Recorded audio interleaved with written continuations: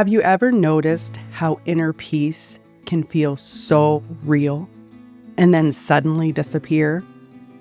One moment you feel grounded, clear, centered, and then life happens.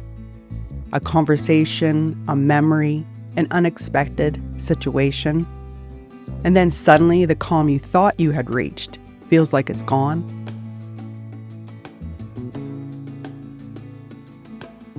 If you're new here, I'm Naomi Carr. The work I share here explores the deeper conversations around healing, self-awareness, and returning to yourself. And today we're going to talk about why inner peace can sometimes feel so difficult to maintain. For a long time, I believed that once I healed enough, once I understood myself deeply enough, peace would simply stay. But what I began to realize is something very different. Inner peace isn't something we arrive at and keep forever. It's something we learn to return to. And today we're going to talk about why inner peace can sometimes feel so difficult to maintain. For a long time, I believed that once I healed enough, once I understood myself deeply enough, peace would simply stay. But what I began to realize is something very different. Inner peace isn't something we arrive at and keep forever. It's something we learn to return to.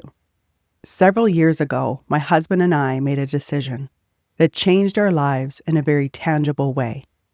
We sold everything we owned, our business that had supported us for over 13 years, our home, our cars, most of the belongings we had accumulated over more than 2 decades of marriage.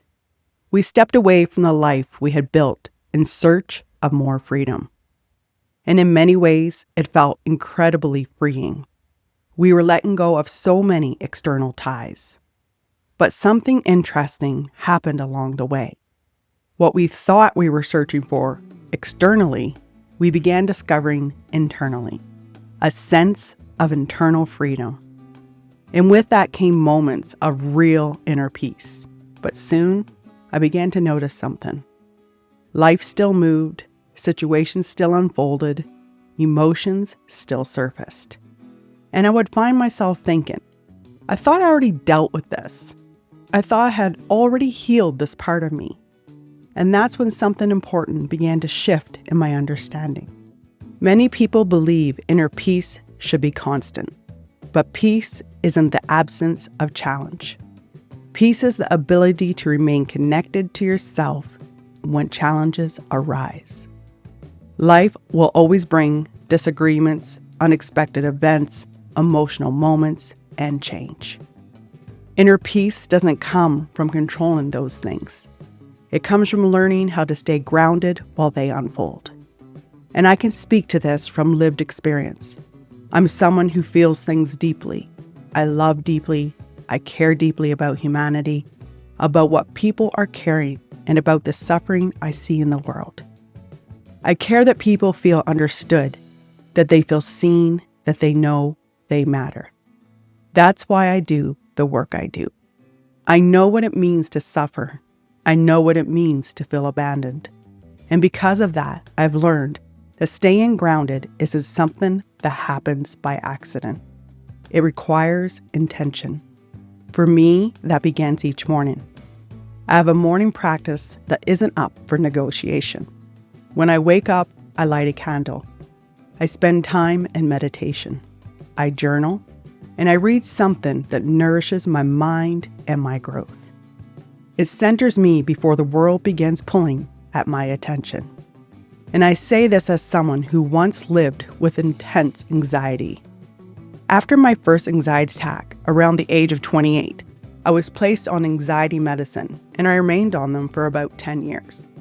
But through this work, the inner work we explore in these conversations, everything began to shift. Today, anxiety for me is rare. And when it does arise, I no longer see it as something that controls me. I simply return to the practices that bring me back to myself, back to the inner peace I've discovered.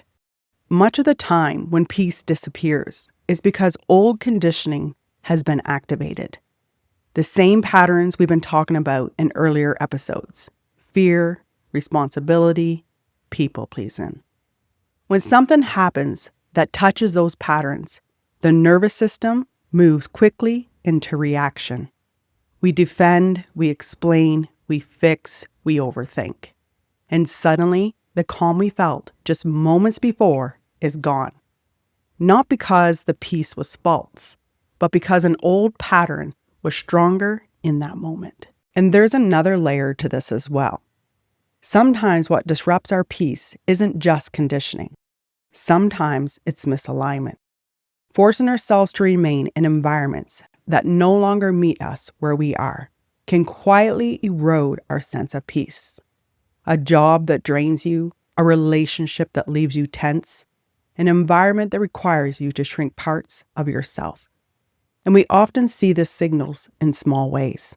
Dreading Monday mornings, feeling the work week drag endlessly, reaching for distractions just to decompress, a glass of wine, endless scrolling, numbing out in front of the television. Sometimes it shows up in relationships. You see a name appear on your phone and your body tightens. You feel that need to brace yourself before meeting someone. You arrive early somewhere just to settle your nerves before they walk in. Those signals matter. They're information. They're invitations to examine where peace is being compromised.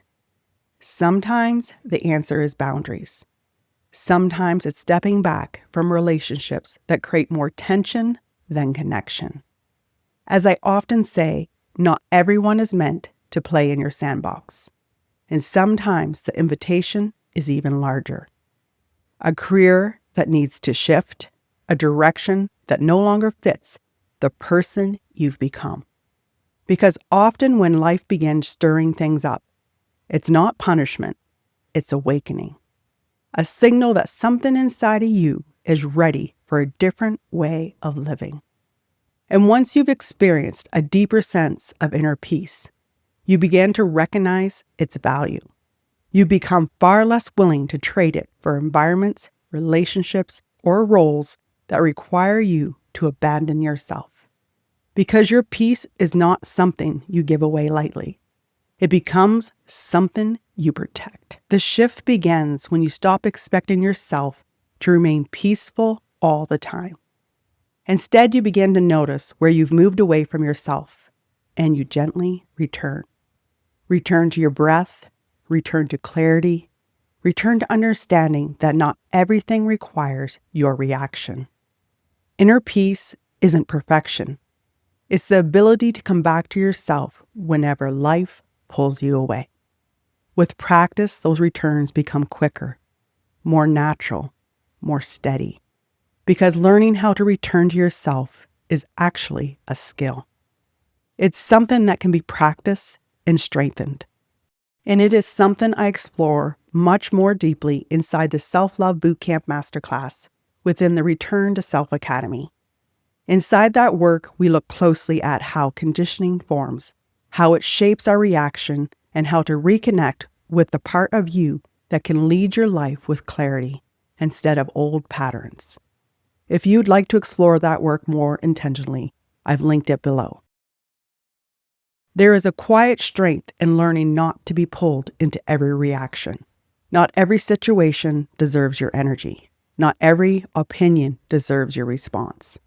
Peace often begins the moment you stop trying to control what exists outside of you and return your attention to what exists within. As we come to the end of this episode, I want to leave you with this question. Where in your life do you feel pulled out of your center most? And what would it look like to return to yourself instead of reacting? And if you haven't yet listened to the earlier audio, Why You Feel Afraid Even When You're Safe, I recommend starting there. It connects directly to what we have explored today. With love, I'll leave you here.